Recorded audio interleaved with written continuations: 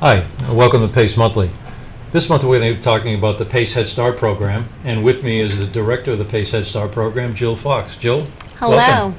Thanks for having me. Well, thanks for coming in. And we want to do a little talk about what the Head Start program is all about, what things are being done with the children in the classrooms. But I understand we're in the recruitment stage right now for the program. Yes, right now we're actively recruiting children for the September 2017 enrollment.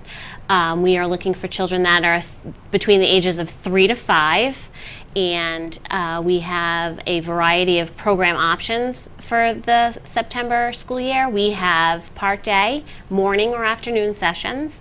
We're also opening up 58 slots for children to attend 5 days a week, 6 hours a day. So we're very excited about that because it offers families the opportunity to send their children to Head Start and work without using a voucher if they don't qualify for one. Mm-hmm. And we also provide full day care for children, and we are open from 7 to 5 for families that need the full day care all year round. Mm-hmm.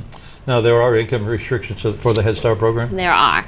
So families need to meet certain income guidelines that are set forth from the Office of Head Start. Those can be looked up online, or you can give the office a call and we can help you find out whether or not you're eligible for the program. Mm-hmm. If someone's on public assistance and they're receiving benefits through the Department of Transitional Assistance, does that make them eligible? They are eligible if they receive those benefits. Would that include food stamps? Yes. So if you get a family out there that's receiving food stamps, they're automatically eligible, their children are automatically eligible for the program? Yep, those are some criteria that make them automatically eligible for the services, yes. Right. So let's talk about the services. Head Start is known as a comprehensive preschool program. What's comprehensive about Head Start? So comprehensive programming options are home visiting. We have the classroom teachers go to the homes and visit with the families in their own home. And we also have family service advocates that assist families with referrals and resources in the community, helping them get situated with housing or work on job search. We have some comprehensive services around nutrition and health and dietary needs. So we provide meals and snacks for everyone. We do health screenings, hearing and vision testing, and we monitor children's weights and heights to make sure that they are at a healthy height and weight. We also do developmental screenings, so children are screened within 45 days. We do some games and find out where they're learning, where they are, so we can set goals to work on developing skills with families in the home and in the program. We also have family engagement opportunities for families, so we have opportunities for families to become leaders within the program, serve on our policy council and our parent committee. We also have fun family nights and fun activities happening during the day so that parents can come in and spend time with their children in the classroom, accompany them on field trips, and do lots of fun team time activities in the classroom that are around curriculum. Mm-hmm. I know one of the guiding principles of the Head Start is that the parents are the primary teacher of the children. Certainly in a half-day program, the children are with the teaching, with the staff between 4 and 5 hours when you include bus hours and things like that. But the parents really are the primary teachers of the children. So how do you develop that in your parents? So we absolutely believe that parents know their children the best, and that they are the ones that help us see where their children's potential lies, what they're really good at, and then we work together to kind of develop the skills that moms and dads think that they need to work on, and maybe it's writing or learning some new math skills. So we work with parents to plan activities in the classroom, and we individualize for each child. So each child sets goals, and each child does accomplish those goals when we do individualize in the lesson planning. And we also send home fun activities that are addressing the things that parents want their children to develop on. So some worksheets, possibly some books and fun activities, art projects, And then we create programmatic school readiness goals based on where the children fall at the end of the fall trimester. So we kind of look at some data that's in our online assessment system to see what can we do as a program to support learning for everyone where they need some work or movement to the next step. Okay. The facilities that we have there, you have two sites. Yep.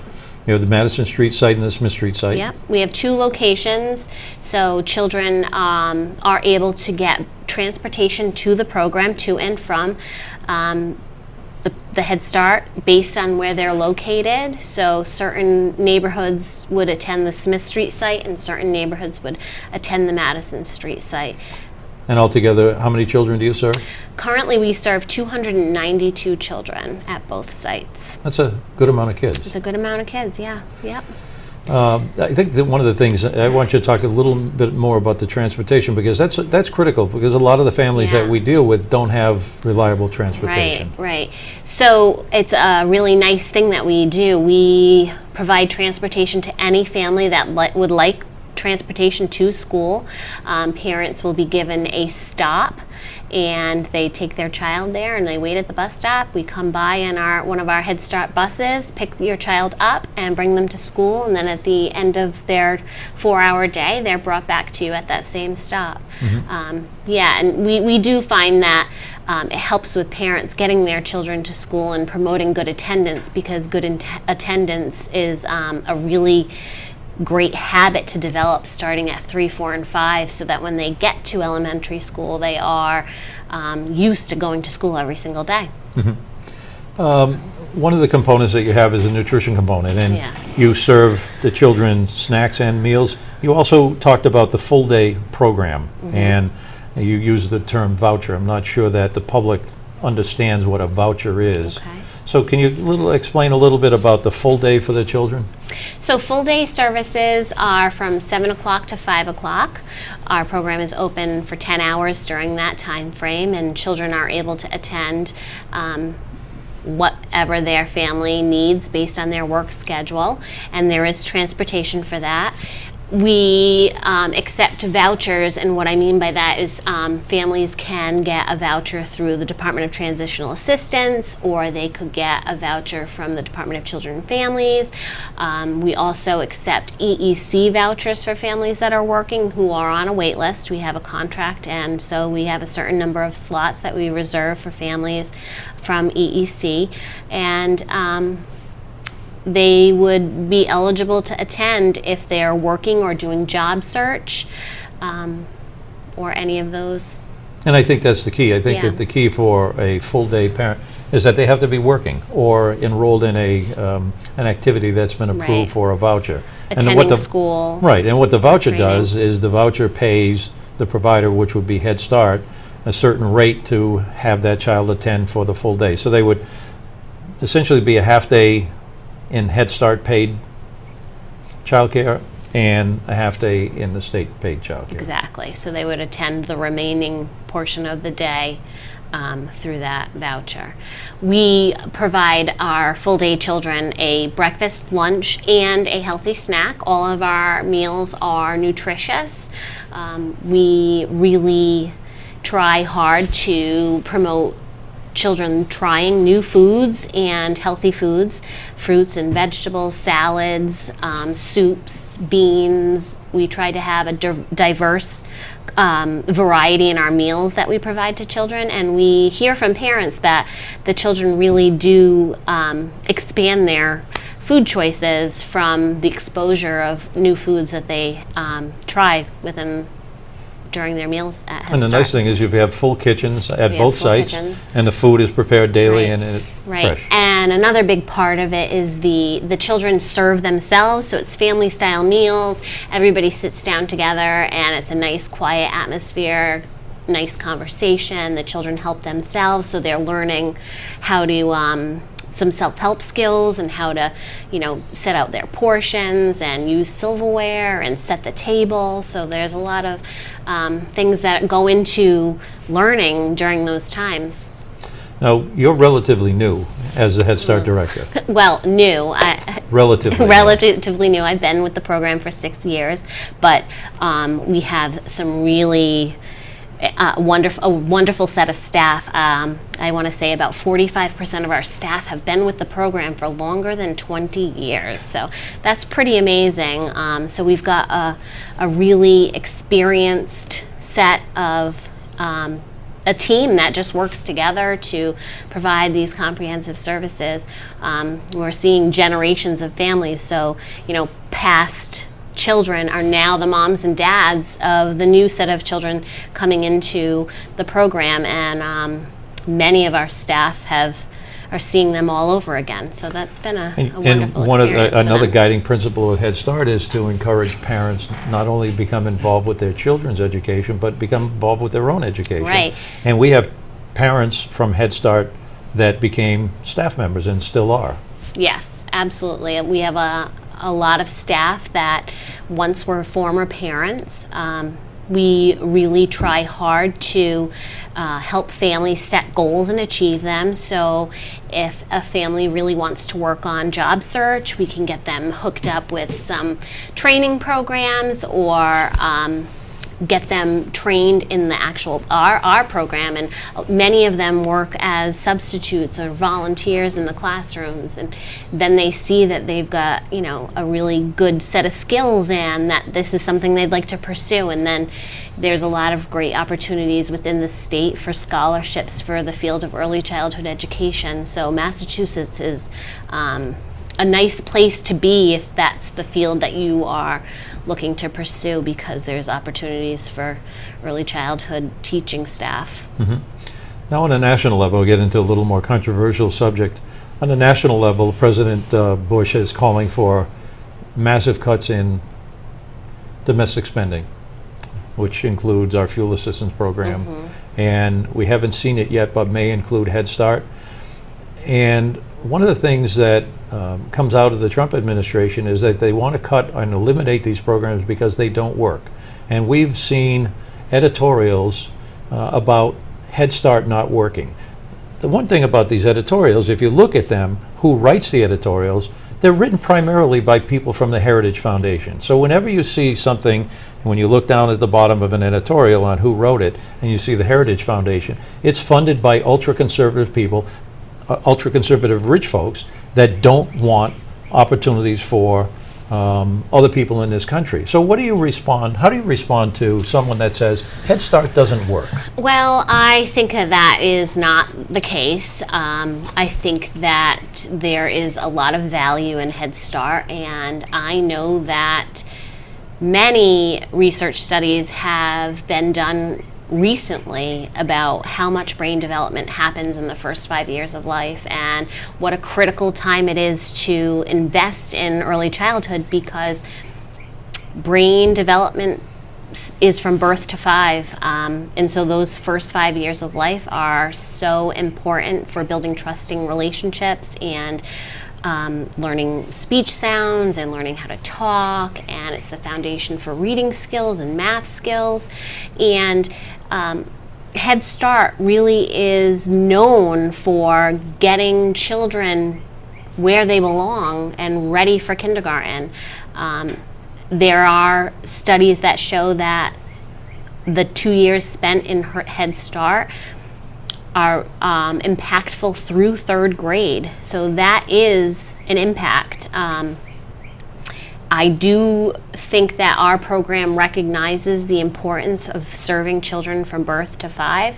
So we're working really hard right now to convert some slots to infant and toddler slots, so that we will have children in the program for 5 years, which is shown to have a tremendous impact on their learning and more beneficial than just 2 years with our program. So, a simple question: what holds you back from running an early Head Start program where we're working with children from birth to 3 years old? So there's a lot of challenges with converting slots to early Head Start because of the costs for providing care to infants and toddlers.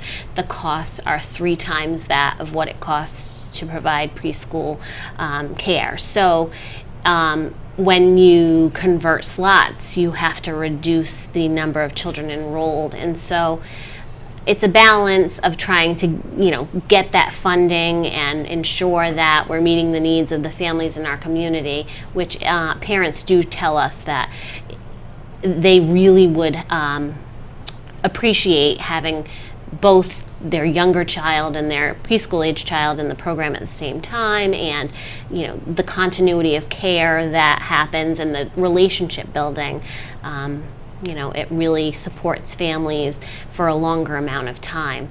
And Head Start, it has made some changes to the Head Start frameworks, and they are really recognizing that birth to 5 model, and they are working with us to help us set up plans to get that new classroom going.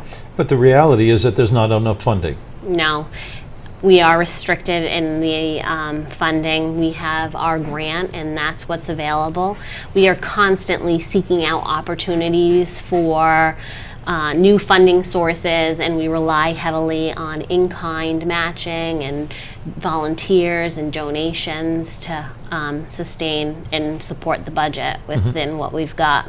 So the Trump agenda is to reduce funding for these programs at the time where the programs are saying, we need more money so we can serve kids better and help them develop into becoming better citizens. Right. Well, Head Start's been around for more than 50 years. I think that people recognize that we're a leader in this field, and that every child would benefit from a Head Start, not just the children that are within our income guidelines. And this opportunity should be available for everybody. So while there are cuts proposed, I do think that those in Washington do know that we are strong and we are a reputable program, and that we're cutting edge. We have the best of the best in terms of education. We are a structured preschool program. It is not childcare. We have rich learning experiences in science, math, literacy. Every single moment of the day is a learning opportunity. And so I think that we have that in Washington, that people do believe in what we're doing. And while some want to make cuts, it wouldn't be the right thing to do. Unfortunately, this is a strange time in Washington. I've been doing this type of work for quite a long time, and I've never seen anything like that. It is bizarre. But Head Start you had talked about them being on the cutting edge of education for preschool children. Head Start is kind of being used as a model across the state to implement curriculum and activities in all daycares across the state. Can you talk a little bit about that? There's a new system, the quality rating, QRIS system. There's a quality rating improvement scale, and so what that is from right now it only exists from 1 to 4, and programs based on the quality would be a 0, 1, 2, 3, or a 4. They're still working on revising the system, and currently we are at a 3 with a plan in place to get to a 4. So 4 would be the best. Our program is cutting edge. We are constantly contacted from colleges and the state. They always are asking us to be part of studies. They like to send students and come in and they observe the classrooms. They gather research and data, and so we are always open to those kinds of opportunities, because it's great to expose our staff to those experimental, the research and the information, and to have our teachers be part of that process. We do value that, and so we are working to get to a 4, and hopefully within the next 18 months we would have that in place, and that would be the top tier of the QRIS system. Okay, so we talked about we're currently recruiting for schools starting in September, the classroom starting. So how would someone go about applying for the Head Start program?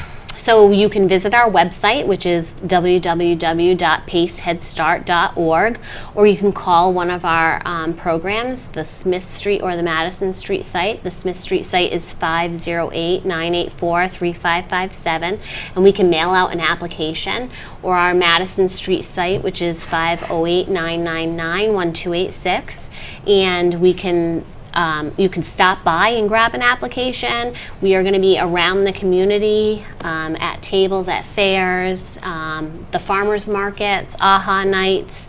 So if you want to stop by and see us at one of those events and grab an application, talk to somebody at the table, get some information, we'll be around in the next month or so.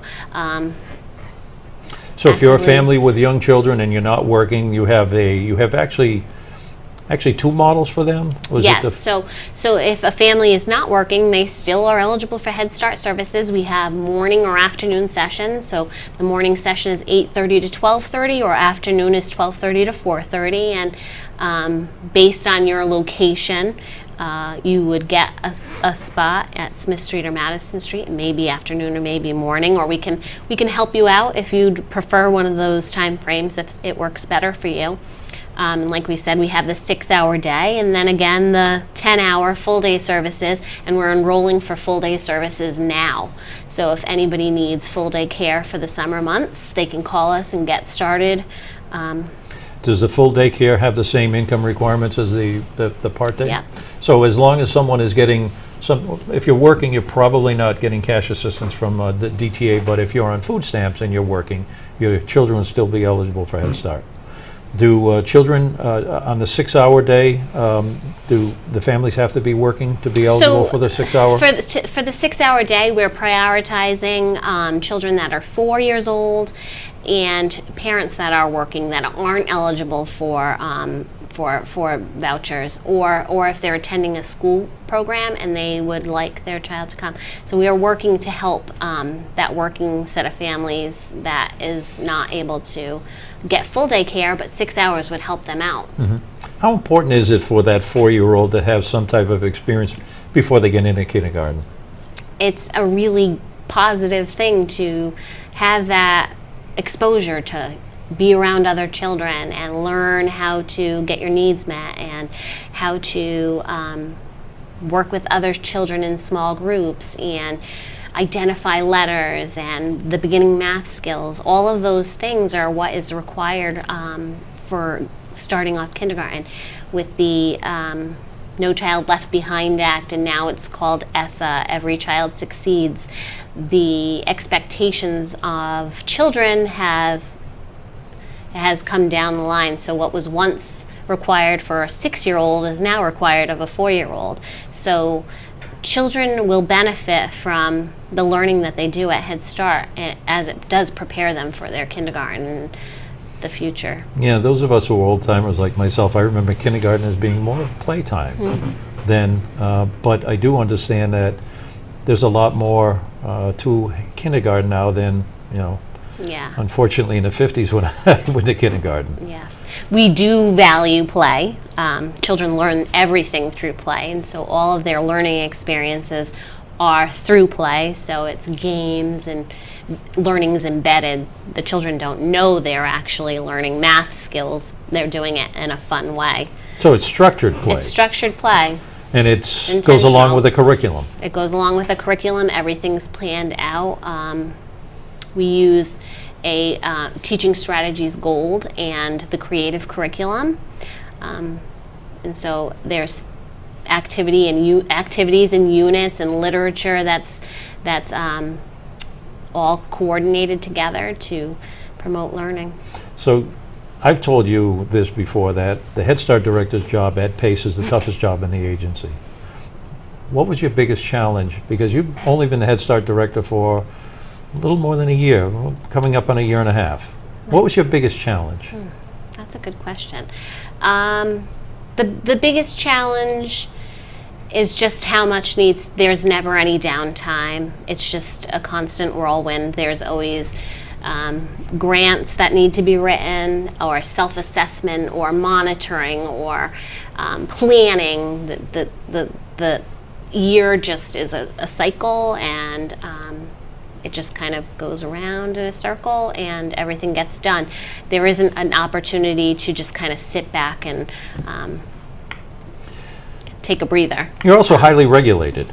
We are. We have a lot of regulatory bodies that we have the state, we have The state EEC, which is EEC, the Office of Early Education and Care. We also abide by the QRIS. We also have some DCF, Department of Children and Families. We also, through the Feds, which is the Federal Office of Head Start and Head Start frameworks. And 1,700, or have they reduced that now, the performance standards that you have to meet goodness. on the federal government? They've reduced it. There's less, but it's the same. They're just less in numbers. Yeah. Now, the federal government comes down and does an assessment on the program. Is it every 3 years? So there's a federal review process. We now are in a 5-year grant cycle, and each year is a piece. So now the federal component is annual. It's just a different, instead of every single service area getting monitored once in the 5 years, there's 5 different areas that got monitored over 5 years. Well, I know it is a tremendously difficult job. As being a former Head Start director, I was a director for, I think it was about 7 years, but that was back in the late 70s and early 80s when it was a very nice little 4-hour-a-day program, and we were a part year, and we had the summers to plan. Those have all gone by the wayside, and Head Start has really, really expanded. I know when I became Head Start director in 1978, we had 60 children. And I think, what was our max? So we got up to 315? We were up to 312. 312. Now we're at 292. But that's still a big number of children Yeah. each year, and that essentially flow into the public school systems. So The other thing I want to mention is that we do enroll children with special needs. So if a family has an IEP or the child you have some concerns, it's a great place for your child to be. We are an all-inclusive program. We work with the public schools to provide services to the children, and we do feel that including those children into our classrooms is a very important thing, and one of the things that makes our program unique. one last question. What towns does Head Start serve? We serve Acushnet, Dartmouth, Fairhaven, and New Bedford. Great. Well, I want to thank you for coming on and sharing this. There's a lot of information. I know you do a great job, and Head Start, really wonderful program. Any of the doubters of Head Start have never stepped into a classroom and seen what's happening on a daily basis. It's a fun place to be. Yeah, They thank should you. come check it out. Thank you. And thank you for watching PACE Monthly, and we hope you watch us next time. Thanks.